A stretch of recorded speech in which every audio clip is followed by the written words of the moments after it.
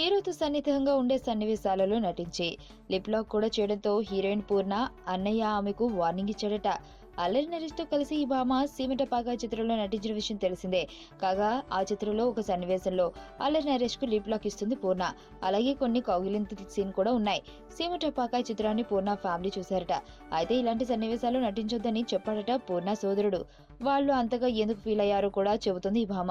మేము ముస్లింలం కాబట్టి ఇలా చేయడం తగదని వాళ్ళ ఉద్దేశమని, అయితే కొద్ది రోజుల్లోనే ఇది నటన మాత్రమే అనే విషయం వాళ్లకు తెలిసిందని అంటుంది. పూర్ణ శ్రీనివాస్ రెడ్డి సరసన నటించిన జయముని చెమురా చిత్రం నిన్న రిలీజ్ అయ్యి హిట్ టాక్ సొంతం చేసుకుంది.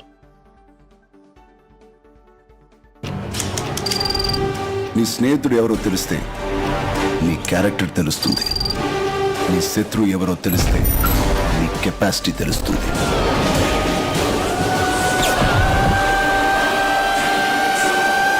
నా శత్రువుని సెలెక్ట్ చేసుకున్నాను.